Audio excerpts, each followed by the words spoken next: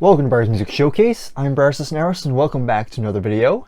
And in this one, I'm continuing my CD collection series, and now we're at episode 8. So we're in a different location because I had to take these CDs from that little part of the room, and I had to bring them over here because these are kind of the stragglers, I guess, because they don't really have a shelf. They're kind of just stacked to the side. I know. Hopefully I'll fix this in the future. I do plan to one day redecorate my room, but until then, this is the best I can do.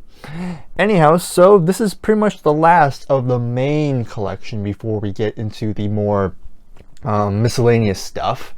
So as usual, I'm just going to go through these two stacks here. I'm going to show them and then briefly give any sort of notes. Hopefully I'll try to get through this quickly. But let me just quickly say thank you so much for sticking with this series. I know it's going on for a while, but you know, it's pretty interesting looking back on this what I have, how much the collection has grown. I'll probably say this again probably in the last episode, but again, just wanted to point that out. Alright, so let's go ahead and get started. If you've been enjoying this series, please give this video a like. If you're new, subscribe to the channel, and let's go ahead, let's now begin. Alright, first up, so we finished with U, I believe, last time, and now we're in V. So first up, we have a classic 60s album. We have the Velvet Underground and Nico. Great 60s album, very experimental, very garage heavy, but I love it. Again, kind of what I said about in my 1972 video. I mean, Lou Reed, this whole album is basically, again, it was written by weirdos for weirdos, basically. So I'm going to put them here for now. Okay, here's the other and only other Velvet Underground album I have, and that is their self-titled, I guess. So they have quite a bit of self-titled albums. Maybe two, maybe just these two, but anyhow. But yeah, this is their, I think it's their third album, if I'm not mistaken. Maybe their second, I forget. But this is kind of their, I guess most people say this is one of their best albums, and I would agree so. I mean, he has Candy Says, Pale Blue Eyes, let's see, Beginning to See the Light. Yeah, just a really solid album by them. And this is a deluxe edition too. Okay. Alright, now we are done with V, and now we're in the W's. So let's see, this is probably one most people aren't going to know, but I can't remember where this person's from. I think she's from Canada. I could be wrong on that. But we have somebody named Sky Wallace with her album, Terribly Good. Kind of a modern day rock album, and pretty solid. I liked it. Not much to say on it. The Wallflowers, bringing down the Horse. Of course, the Wallflowers, Jacob Dylan's band, of course, the son of Bob Dylan. Very good stuff. Here's one that's kind of surprising. We have the Weather Girls with Success, of course, known for their big hits, It's Raining Men. I mean, come on. Who does not love men raining from the sky? Moving on. Alright, going the exact opposite of that, let's go to some more jazz fusion. And this is a great jazz fusion band. We have the Weather Report with, this is their second album, I think. I Sing the Body Electric.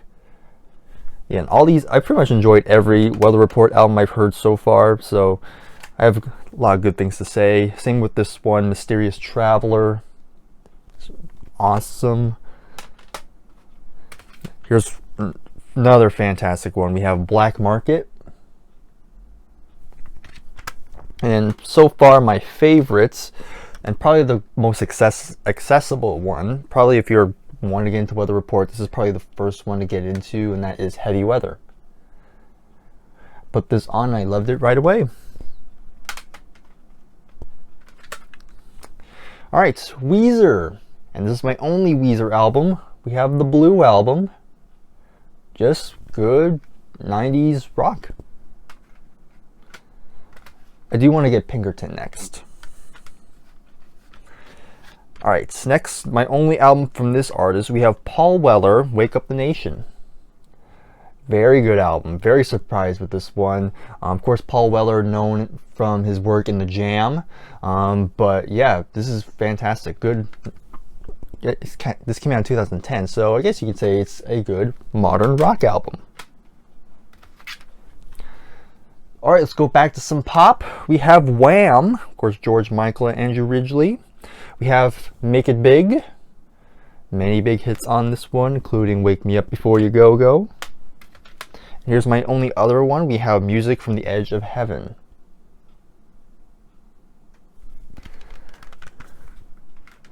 Alright, so now we're back to the rock, and this is one of my favorite rock bands, and of course is Whitesnake. Okay, we have their first album. We have Trouble.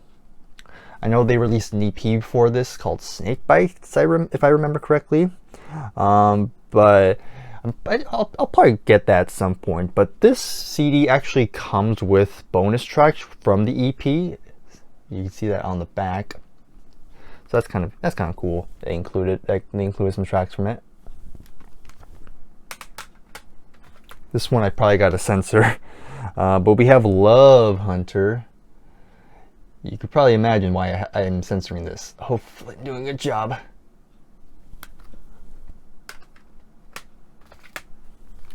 Then we have Ready and Willing, their third. Probably my favorite of the early period for Whitesnake, and that is Come and Get It.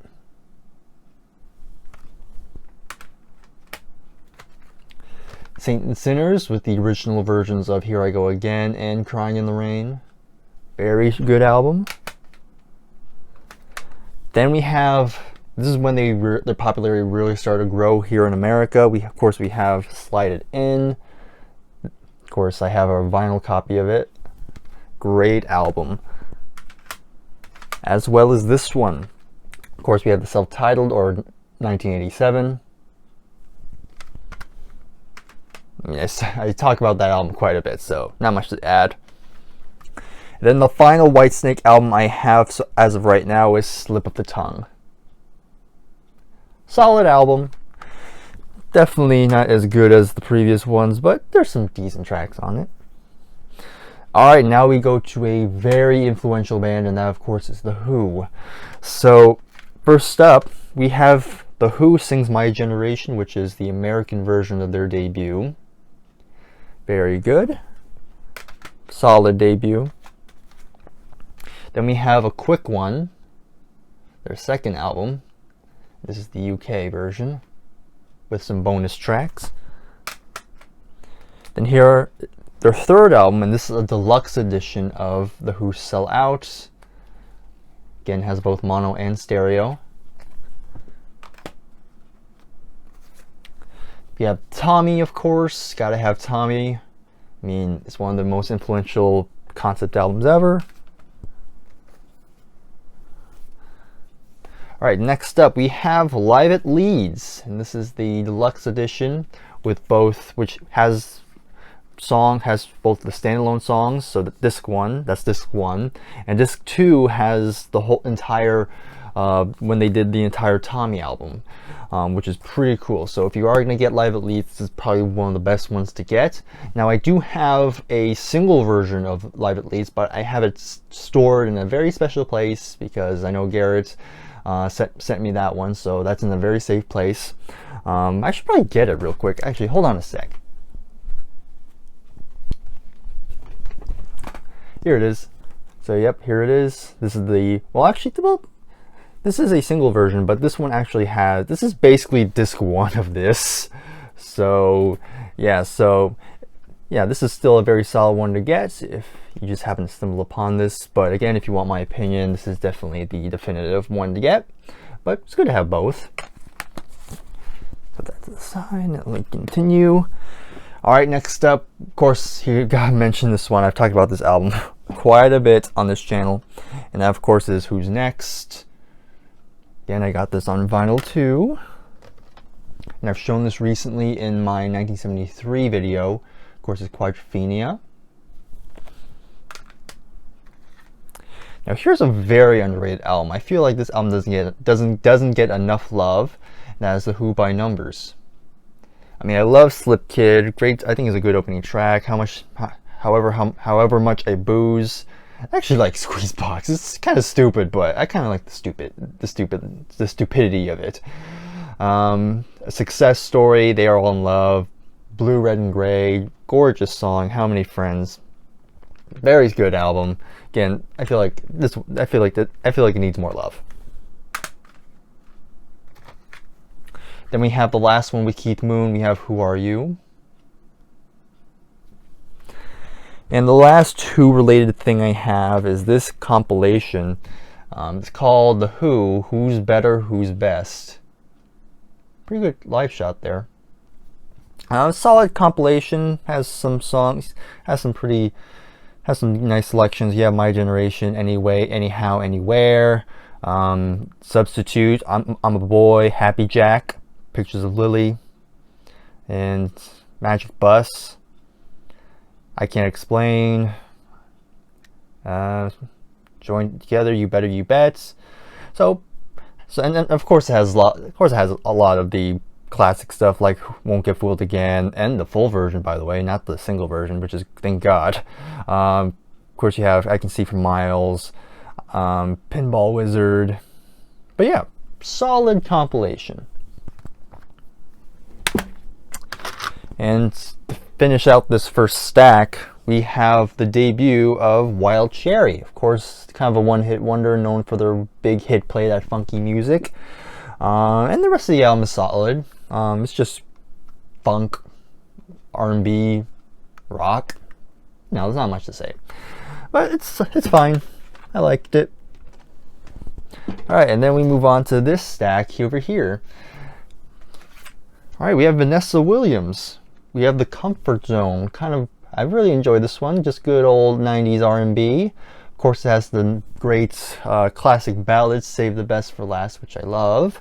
So yeah, very good find. Okay, we have two albums from this group. We have Wilson Phillips, who of course we have the two daughters of Brian Wilson and the daughter of Michelle Phillips. So yeah, pretty nice. I liked it. And same with the second one, which is Shadows and Light. Again, very good, fairly good stuff. Then we have Amy Winehouse, Back to Black. Very good. Really enjoy this one. Of course, kind of a shame, passed away too young, but you know, left some great music behind. Alright, now next up we have probably the most obscure album in my collection. Even more obscure than Summer in Paradise, but anyhow, I got this purely because I think it's so funny, the story behind it. And to me it's an album that's so bad it's actually kind of good. And we have Mission Earth by Edgar Winter. Came out sometime in the mid to late 80s.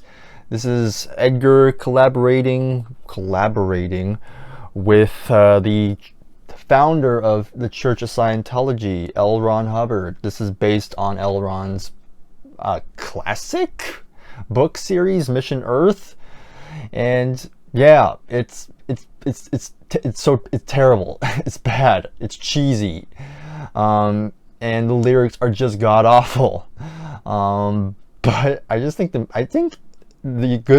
really good thing about the album is the music, and of course Edgar Winter is pretty good at writing a good melody, and his hooks are everywhere on this album. Like, there's some good hooks, but it's just combined with the shitty lyrics that's kind of like, I have no idea how to feel, but I kind of like it and I kind of want to laugh at it. So again, I don't endorse Scientology. I still don't know what they do. Anyhow, and that's probably for the best. Anyhow, moving on, we have Steve Winwood, Back in the High Life. Of course, it has the big hits like Higher Love, which is a great song. Then you have the title track, which is very good. And yeah, it's just good 80s Steve Winwood. Alright, let's get back to some more prog music. We have Wishbone Ash. Here's their debut. Very good debut. A lot of good guitar work.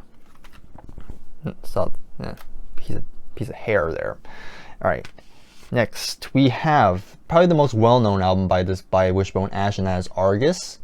And as you can see, this little soldier here is actually, I've based on my research, this is actually one of the influences to Darth Vader, which if you can see, you can kind of see why. Alright, I kind of wish I have more from this artist, but CDs are kind of expensive, surprisingly.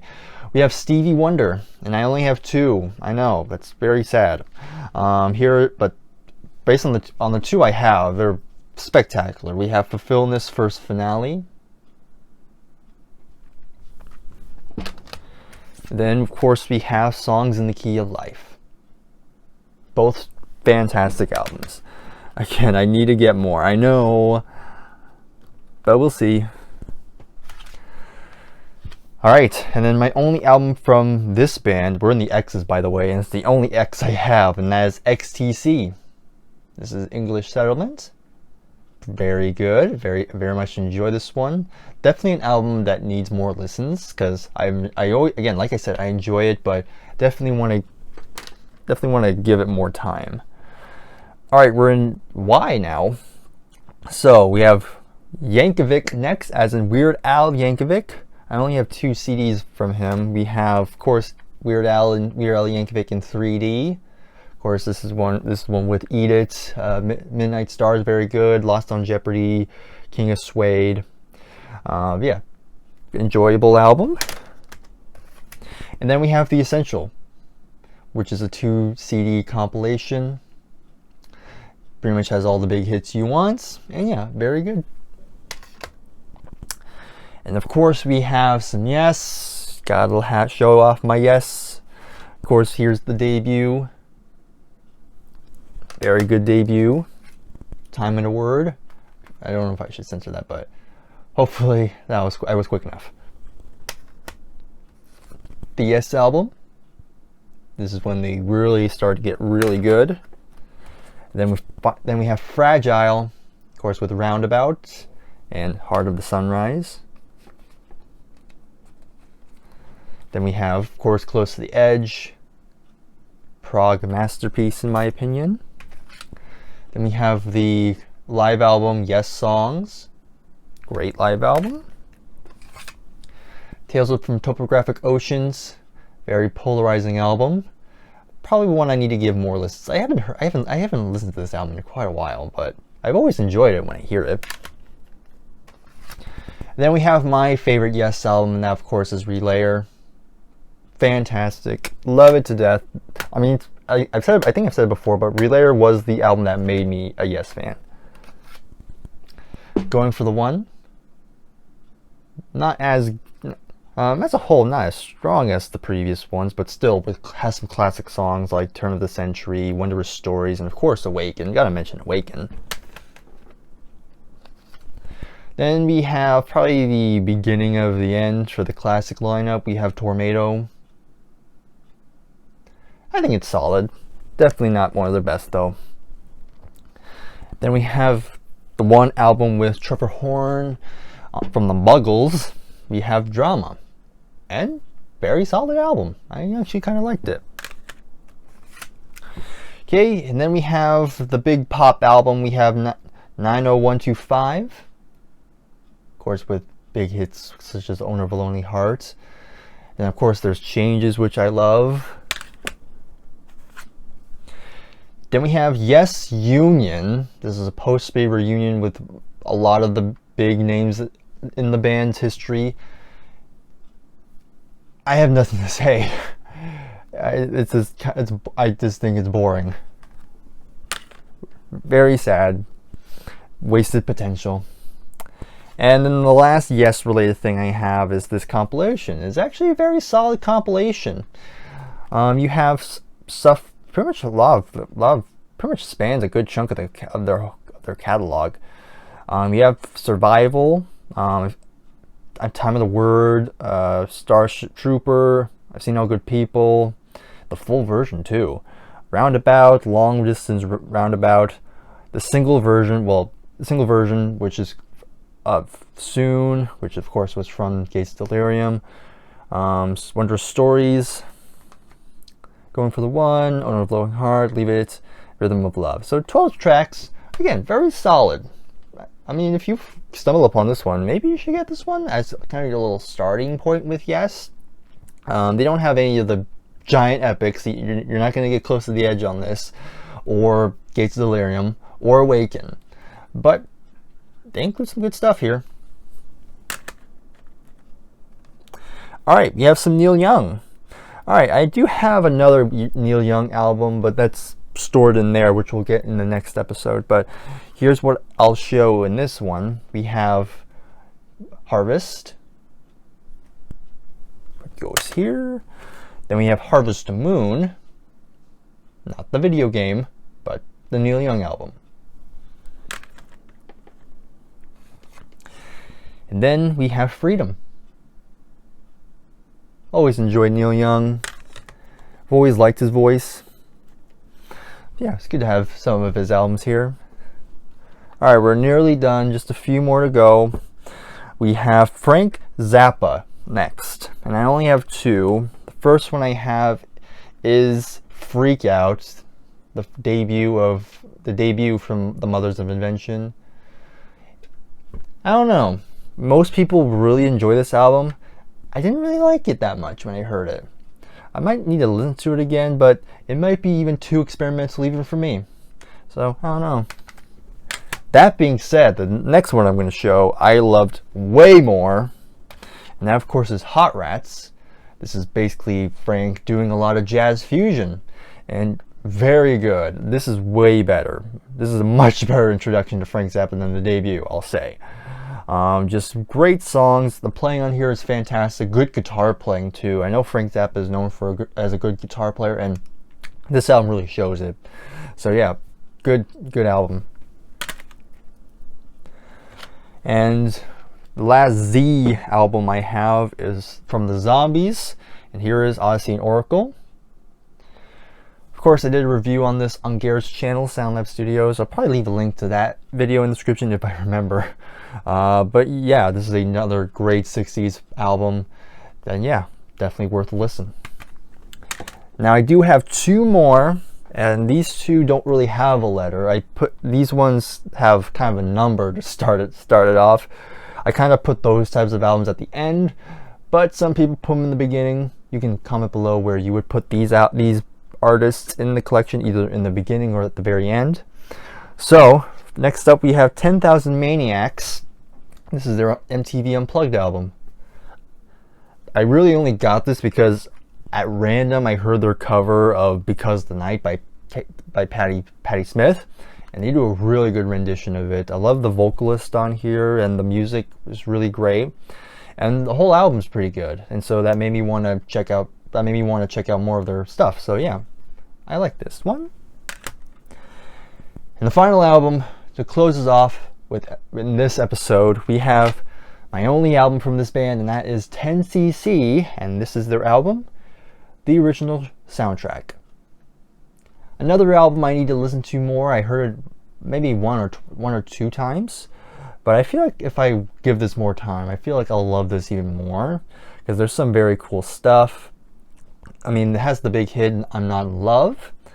But yeah, I enjoyed everything else on here. Again, I just need to hear it more. But again, I enjoyed it. So yeah, that is the album closing out episode 8. So let me just scooch these over so they're in frame more.